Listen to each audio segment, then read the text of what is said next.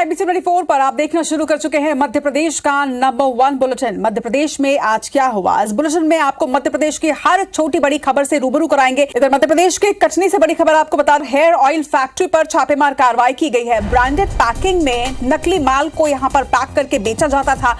1 quintal नकली नमक और 1000 लीटर नकली हेयर ऑयल इस फैक्ट्री से जब्त किया गया है। सीलिंग मशीन और नकली स्टिकर रैपर भी जब्त हुए हैं। कुठला इलाके में एक घर में फैक्ट्री का संचालन किया जा रहा था। मकान मालिक के साथ ही 2 लोगों को इस पूरे मामले में कुठला पुलिस ने अरेस्ट भी कर लिया है। तो तस्वीरें आप देखिए कि किस तरह से ब्रांडेड पैकिंग में नकली सामान को पैक करके यहां पर से बेचा जाता था। संचालन घर पे ही हो रहा था इस फैक्ट्री का, जिसमें 1 क्विंटल नकली नमक बरामद किया गया है। नकली नमक और नकली तेल की ये फैक्ट्री। जरा जानकारी के साथ हमारे सहयोगी विकास बर्मन इस वक्त हमारे साथ जुड़ रहे हैं। विकास, किस तरह से क्लू मिला कि यहाँ पर नकली सामान की पैकिंग की जा रही है और इस तरह से ये सारा सामान यहाँ पर बनाया जा रहा है? जी, मैं आपको बता दूं, ये जो कुठला थाना क्षेत्र का ये पूरा मामला है, जहाँ पर कई सालों से नकली नमक और जो कि टाटा कंपनी का नमक था, इसको नकली पैकिंग किया जा रहा था। उसके अलावा एक हेयर ऑयल है जो कि वो भी नकली बनाया गया था, जिस कारखाने पे पुलिस ने दबिश दी है। यहाँ पर बड़ी मात्रा में नमक, जो कि नकली नमक जब्त किया है, वहीं हेयर ऑयल भी जब्त किया है। और इसके साथ ही 2 आरोपियों को भी अरेस्ट किया गया है, जिससे लगातार पूछताछ की जा रही है कि यह इस तरीके का जो धंधा है वो कितने सालों से कर रहे हैं। और ये भी पूछा गया है कि इनके साथ और कौन कौन इन्वॉल्व है और इनकी चेन कहां तक अभी फैल चुकी है, और वहां तक पुलिस जाने का प्रयास कर रही है और लगातार उनसे पूछताछ जारी है। निश्चित तौर पर अभी तो सिर्फ 3 लोगों की गिरफ्तारी हुई, एक बड़ा नेक्सस होगा, पूछताछ में और भी खुलासे हो सकते हैं। तमाम बातचीत के लिए आपका बहुत बहुत शुक्रिया विकास। और चलिए अब जानते हैं कि मध्य प्रदेश में आज क्या हुआ। मध्य प्रदेश में विधानसभा चुनाव के करीब आते ही कर्मचारी संगठनों ने अपनी मांगों को लेकर सरकार के खिलाफ अब मोर्चा खोल दिया है। प्रदेश के 5 बड़े कर्मचारी संगठनों ने राजधानी भोपाल में 17 सूत्रीय मांगों के समर्थन में वल्लभ भवन तक रैली निकाली और नारेबाजी भी की। इस पर तस्वीर भी आपको दिखाते हैं रिपोर्ट में।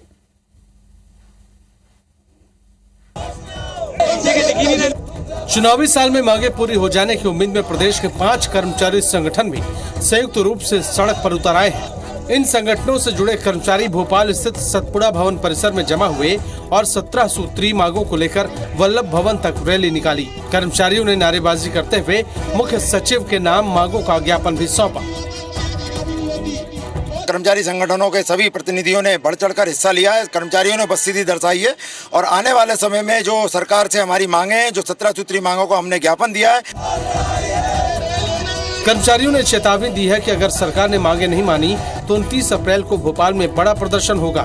मैंने पदोन्नति वो नहीं दी जा रही है, आउटसोर्सिंग से लोग भरे जा रहे हैं, जो नियमित पद है उनको भरे जा रहा है। उसको हमारा निवेदन है कि उसको सीधी भर्ती से डायरेक्ट मतलब कर्मचारियों से भरे जाए। भोपाल के अलावा भी प्रदेश के सभी जिलों में कर्मचारियों ने रैली निकालकर प्रदर्शन किया। तो आक्रोश सिर्फ इधर ही नहीं है, आक्रोश डॉक्टरों में भी है। मध्य प्रदेश सरकार की वादा खिलाफी से नाराज प्रदेश के करीब 10,000 डॉक्टर 3 मई से अनिश्चितकालीन हड़ताल पर जाने की तैयारी में। इसके पहले डॉक्टर दवा की पर्ची पर क्या लिखकर सरकार को उनका आश्वासन याद दिला रहे, ये भी आप देखिए।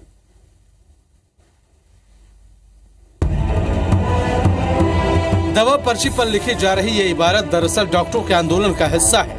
3 मई से बेमियादी हड़ताल पर जाने से पहले डॉक्टर गुरुवार से स्मरण दिवस मना रहे हैं, जिसके तहत वो ओपीडी में आने वाले मरीजों के पर्चे पर दवा के साथ साथ अपना दर्द भी बयान कर रहे हैं और मुख्यमंत्री से 27 फरवरी को दिए आश्वासन को आदेश में बदलने की गुहार लगा रहे हैं। हम भी यही चाहते हैं कि अब इस आश्वासन की श्रृंखला को, चेन को खत्म किया जाए। अब अगर 3 मई तक सरकार कोई फैसला नहीं लेती तो पूरे प्रदेश के डॉक्टर हड़ताल पर चले जाएंगे।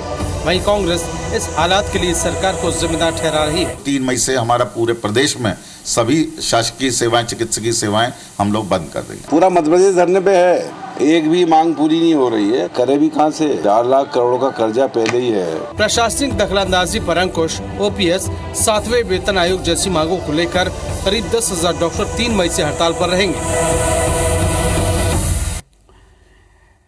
मध्य प्रदेश विधानसभा चुनाव के पहले एक बार फिर से वोटर लिस्ट पर सियासत देखी जा रही है। पिछले चुनाव से सबक लेते हुए कांग्रेस इस बार वोटर लिस्ट को क्रॉस चेक करने के लिए व्यापक अभियान चलाने वाली है। तो वहीं कांग्रेस की इस कवायद को बीजेपी चुनाव में संभावित हार का बहाना बता रही है।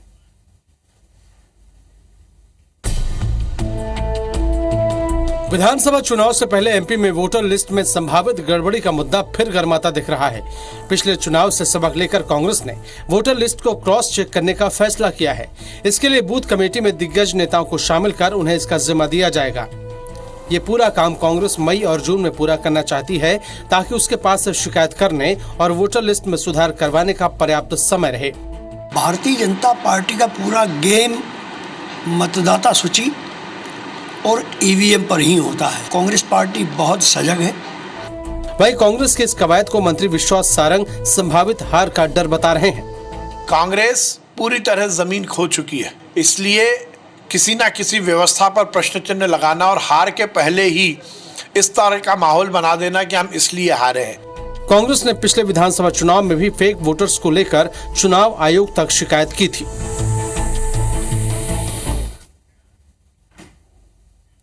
जबलपुर नगर निगम सालों से कबाड़ में तब्दील हो चुकी सिटी बसों में रैन बसेरा खोलने जा रहा है। इसके साथ ही इन बसों में नर्मदा घाटों पर आने वाली महिला श्रद्धालुओं के लिए चेंजिंग रूम भी बनाए जा रहे हैं। देखिए तस्वीर और रिपोर्ट। जबलपुर में कबाड़ हो चुकी सिटी बसों को लेकर नगर निगम जबरदस्त आइडिया पर काम कर रहा है, जिसके तहत सालों से खड़ी कबाड़ सिटी बसों को मॉडिफाइड कर उनमें रैन बसेरे खोले जाएंगे। इसके साथ ही कंडम बसों में नर्मदा घाटों पर महिला श्रद्धालुओं के लिए चेंजिंग रूम भी बनाए जाने की योजना है। अब तक 2 बसों को मॉडिफाइड किया जा चुका है। बसों की सूरत बदलने वाले कलाकारों की माने तो एक बस को रैन बसेरा बनाने में 2 लाख का खर्च आया है और ऐसे करीब 40 बसों की सूरत बदलनी है।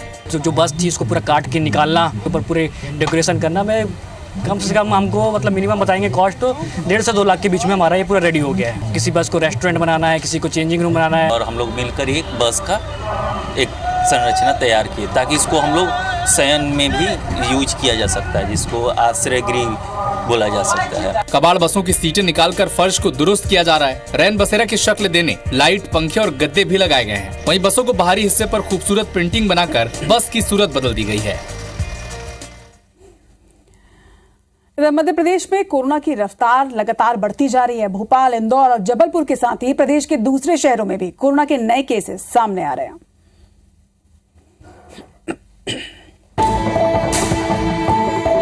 एमपी एक बार फिर कोरोना की चपेट में जकड़ रहा है। राजधानी और बड़े शहरों के अलावा छोटे शहरों में भी संक्रमण बढ़ रहा है। जानकारों ने अप्रैल के बीच मामले बढ़ने की आशंका भी जताई थी। डॉक्टर्स का कहना है कि 3 साल में कोरोना की प्रकृति को समझा नहीं जा सका है। इसके एक्सी वेरिएंट में डायरिया, उल्टी, बुखार के बाद अब आंखों पर अटैक हो रहा है। ध्यान रखने की है कि हमें अपना बचाव करने के साथ दूसरों को ना फैले उसका भी बचाव करना चाहिए। तो अपने आप को यदि ऐसे सिम्टम्स हों तो टेस्ट करा के आइसोलेट कर लें।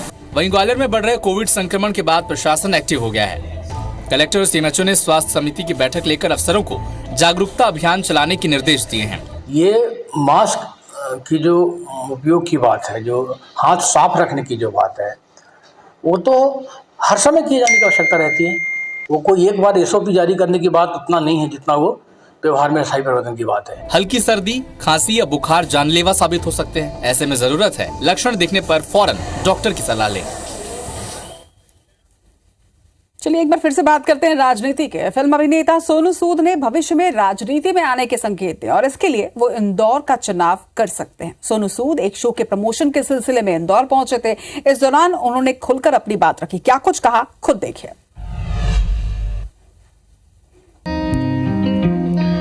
कोरोना लॉकडाउन के दौरान मजदूरों और पराई जगहों पर फंसे लोगों के मसीहा बने सोनू सूद भविष्य में राजनीति में भी दस्तक दे सकते हैं। इंदौर पहुंचे सोनू सूद ने फिलहाल राजनीति में आने की अटकलों से तो इनकार किया, लेकिन भविष्य में अगर कोई संभावना बनती है तो इसकी गुंजाइश है। सोनू ने इंदौर से अपने पुराने रिश्तों को भी याद किया। हम हमेशा ये सोचते हैं कि जब कोई अच्छा काम करने लगे या कोशिश करे, फिर हम सोचते हैं कि चलिए आइए राजनीति में आई, तो उसके बिना भी किया जा सकता है काम। रियलिटी से इंदौर में मेरी खुद की जगह भी है यहाँ पर, और छुट्टियों में मैं इंदौर ही आता था, और वो I think that makes Indore very special. Corona lockdown के दौरान लाखों गरीबों की मदद कर उन्हें अपने घर तक सकुशल पहुँचाने वाले सोनू सूद असल जिंदगी में भी हीरो साबित हुए हैं। सामाजिक कामों में उनकी लगातार सक्रियता को देखकर उनके राजनीति में आने की अटकलें लगाई जाती रही हैं। इससे पहले दिल्ली के सीएम अरविंद केजरीवाल से हुई उनकी मुलाकात के बाद भी ऐसी चर्चा शुरू हुई थी। कूनों नेशनल पार्क से भागा चीता शिवपुरी के माधव नेशनल पार्क में नजर आया। बीते 4 दिनों से उबान माधव नेशनल पार्क के आसपास ही देखा भी जा रहा है। बुधवार को चीता टमाटर के खेतों में पहुंचा था, जिसे देखकर आसपास के लोग भी दहशत में आ गए थे।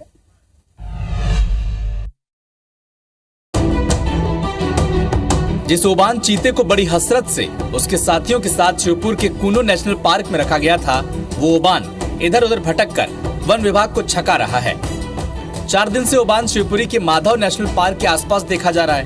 बुधवार को वो टमाटर के खेतों के बीच पहुंच गया, जिसके चलते इलाके में दहशत फैल गई। नाम क्या है? नाम बता दो, आप थी यहाँ पे सुबह के टाइम? ओबान के लोकेशन को ट्रेस करते हुए वन विभाग लगातार नजर बनाए हुए है। इससे पहले चीते को बरखेड़ी में देखा गया था। चरवाहे ने इसकी जानकारी दी थी। उसने बताया कि चीते ने बकरियों पर हमला नहीं किया और चुपचाप वहां से निकल गया। सुबह के टाइम यहाँ कोई चीता बीता देखा था? क्या कहते हैं, जो भाग के आया है? सुन, हाँ, उधर को चला गया, भाग के चला गया। क्या किसी पे हमला कुछ किया उन्होंने? अभी तो नहीं। ओबान एक जगह स्थिर नहीं हो पा रहा। एक बार उसे ट्रैकुलाइज कर कूनो भी लाया गया, लेकिन वो फिर से वहां से भाग निकला।